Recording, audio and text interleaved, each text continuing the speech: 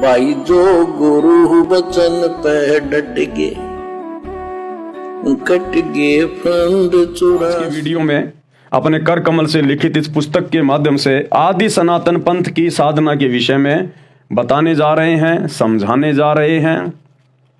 तो ये पवित्र पुस्तक है मुसलमान नहीं समझे ज्ञान कुरान, इसका पेज नंबर 56 है।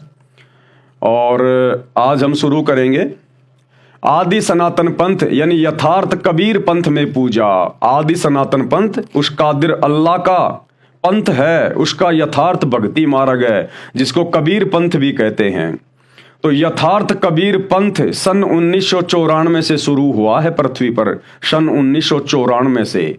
ये पूर्व निर्धारित समय था उस कादिर अल्लाह का, अल्लाह कबीर का। जब वे भारतवर्ष की पावन भूमि पर 650 साल पहले बनारस के काशी में कबीर दास नाम से प्रकट हुए और 120 वर्ष उन्होंने लीला की, 64 लाख हिंदू मुसलमानों को अपना शिष्य बनाया, भगत बनाया, उनको शत भक्ति प्रदान की, सच्ची इबादत उनको प्रदान की।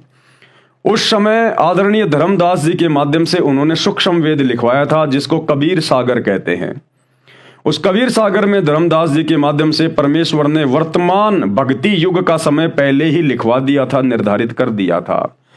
5500 जब कलयुग बीत जाए, महापुरुष फरमान तब जग तारन को आए। कि हे धर्मदास, जब कलयुग 5505 वर्ष बीत जाएगा, उस समय सतलोक से, सचखंड से वो महापुरुष अल्लाह कबीर स्वयं ही आएगा और अपनी आत्माओं को जो काल जाल में फंसी हैं, इस डुप्लीकेट अल्लाह, डुप्लीकेट खुदा की डुप्लीकेट इबादत करके जन्म और मरण के चक्कर में पड़ी हुई हैं, उनको सत्य जानकारी देगा, अपने यथार्थ सतलोक की सच्ची इबादत की जानकारी देगा। वो परमात्मा अल्लाह कबीर स्वयं ही आएगा कि 12वें पंथ हम ही चल आवें और सब पंथों को मिटा के एक पंथ चलावें। कि 12वां पंथ जो गरीबदास जी के द्वारा चलाया जाएगा, उस 12वें पंथ के एंड में मैं स्वयं कबीर ही आऊंगा और उसके बाद एक नया 13वां कबीर पंथ चलाऊंगा, यथार्थ सत सुकृत 13वां कबीर पंथ। और उसके बाद सभी आत्माओं को, पूरे विश्व की आत्माओं को, जो परमात्मा चाहने वाली आत्मा है, उन सभी तक ये संदेशा पहुंचाऊंगा। और जो अच्छी आत्मा होंगी वो मेरी शरण में आ जाएंगी, आजीवन मर्यादा में रह के सच्ची इबादत करके और सदा सदा के लिए शैतान के लोक से बाहर निकल जाएंगी। तो वर्तमान जो भक्ति युग चल रहा है इस पृथ्वी पर, ये समय परमात्मा ने 650 साल पहले ही कबीर सागर में लिखवा कर निश्चित कर दिया था।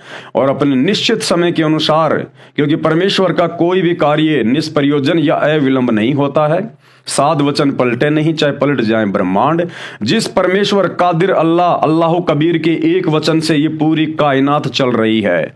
सूर्य, चांद, तारे, सितारे, पृथ्वी, ग्रह, उपग्रह अपनी अपनी धुरी में, अपने अपने कक्ष में घूम रहे हैं, एक सेकंड भी लेट नहीं होते हैं, ना इधर उधर होते हैं। परमेश्वर ने उनको अपने वचन में बांध रखा है। तो उस परमेश्वर के वचन में, उस अल्लाह कबीर के वचन में इतनी पावर है, इतनी शक्ति है। तो भला उनका वचन कैसे फैल हो सकता है जो 650 साल पहले उन्होंने वर्तमान समय में आने की बात लिखवाई थी। तो भाई और बहनों, आज वो कादिर अल्लाह, समर्थ अल्लाह, इस शैतान का बाप, मुसलमान धर्म में जिसे वो अपना खुदा मानते हैं, अल्लाह मानते हैं, असल में ये शैतान है। हिंदू धर्म में इसको काल कहा गया है, गीता में इसको ब्रह्म कहा गया है, सूक्ष्म वेद कबीर सागर में इसको ज्योति निरंजन कहा गया है। इसके अनेकों नाम हैं। ये हम सभी को यहाँ पर भ्रमित रखता है। 21 ब्रह्मांड रूपी जेल में हम सबको इसने षड्यंत्र के तहत बांध के रखा हुआ है। तो इस शैतान के षड्यंत्र से केवल उसका पिता अल्लाह कबीर, सुप्रीम गॉड अल्लाह ताला ही निकाल सकता है। तो आज वो अल्लाह ताला आप और हमारा सौभाग्य पूरे विश्व के मानव समाज के लिए धरती पर प्रकट है। आवश्यकता है तो हमने उनके आदि सनातन पंथ यानी यथार्थ कबीर पंथ को समझने की।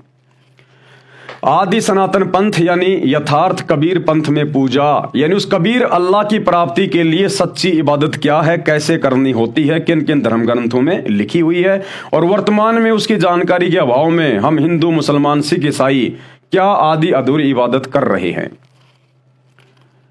आदि सनातन पंथ में सनातन धर्म यानी वर्तमान के हिंदू धर्म के उपरोक्त धर्म ग्रंथों, चारों वेद व गीता वाली साधना, ऊपर बताई पांचों यज्ञ के साथ साथ गीता अध्याय 17 श्लोक 23 में बताए 3 मंत्रों ओम तत्सत का जाप भी करना होता है। आदि सनातन पंथ की साधना में अल्लाह कबीर की सच्ची इबादत में 5 यज्ञ दी जाती हैं करने के लिए।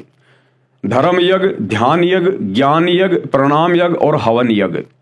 ये वास्तव में क्या है, किस प्रकार से करनी होती हैं, पिछले वीडियो में आपको विस्तार से बता दिया गया था। और वर्तमान में बाखबर सतगुरु रामपाल जी ने अपने सभी फॉलोवर को प्रतिदिन ये 5 यज्ञ करने का आदेश दिया हुआ और हम करते हैं। इसके अलावा यथार्थ जो मंत्र हैं, मंत्रों के बिना मुक्ति नहीं हो सकती। तो यथार्थ मंत्र जो कुरान शरीफ में लिखा हुआ है, कुरान मस्जिद में लिखा हुआ है, सूर अश-शूरा 42 और आयत नंबर 2, ऐन सीन काफ, ये 3 मंत्र हैं जिनको जाप करने की विधि भी 3 प्रकार से है, लेकिन ये कोड वर्ड में है। ऐन सीन काफ, ऐन सीन काफ, इस प्रकार ये जाप नहीं किए जाते। इन मंत्रों को जाप करने का आदेश देने वाला वर्तमान में पूरी कायनात में एक ही है, और वो है अल्लाह कबीर, जो वर्तमान में सतगुरु रामपाल जी के रूप में धरती पे प्रकट हैं। और ऐन सीन काफ ये सांकेतिक हैं, ये कोड वर्ड में है। असल में वो मंत्र क्या हैं जो पिछले वीडियो में आप जी को बता दिए गए, समझा दिए गए हैं। वो मंत्र जब तक हम बाखबर अल्लाह कबीर सतगुरु रामपाल जी से उपदेश लेकर प्राप्त नहीं करेंगे और आजीवन मर्यादा में रहकर जाप नहीं करेंगे, तो भाई और बहनों, आप और हमारी मुक्ति नहीं हो सकती।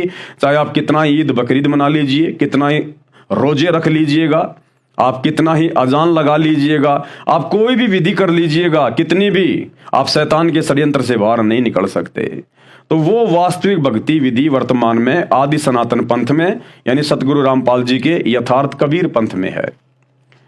ओम तत्सत का जाप भी करना होता है, जिस साधना से जन्म व मृत्यु का चक्कर सदा के लिए समाप्त हो जाता है तथा सर्वश्रेष्ठ स्वर्ग यानी सतलोक प्राप्त होता है। मुसलमान भाई जो कहते हैं ना कि हमारा खुदा 7वें आसमान पर जन्नत में है, वो असल में सतलोक है, सचखंड है। लेकिन वो मिलेगा कैसे? बाखबर सतगुरु रामपाल जी से उपदेश लेकर आजीवन मर्यादा में रह के भक्ति करने से। जहां पर जन्नत ही जन्नत है, यानी वहां पर जहन्नुम का कोई नामो निशान नहीं है, वहां पर मृत्यु नहीं है, कोई दुख नहीं है, कोई परेशानी नहीं है, वहां जहन्नुम यानी नरक नहीं है। यह भक्ति बताने वाले परमेश्वर कादिर अल्लाह स्वयं पृथ्वी पर व काल के लोक के अन्य लोकों में आता है। लेकिन वो सच्ची इबादत बताने के लिए, वो जन्नतों की जन्नत वाली इबादत बताने के लिए, वो कादिर अल्लाह परमेश्वर स्वयं ही धरती पर प्रकट होता है। अपनी साधना बताने के लिए उसको स्वयं ही आना पड़ता है, क्योंकि उसके 7वें आसमान के विषय में उसके अलावा 21 ब्रह्मांड में और कोई जानकारी नहीं रख पाता है। इसलिए उस परमेश्वर को स्वयं ही अपने ज्ञान का नबी बनके, अपने ज्ञान का पैगंबर बनके, संदेशवाहक बनके उसको स्वयं ही आना पड़ता है।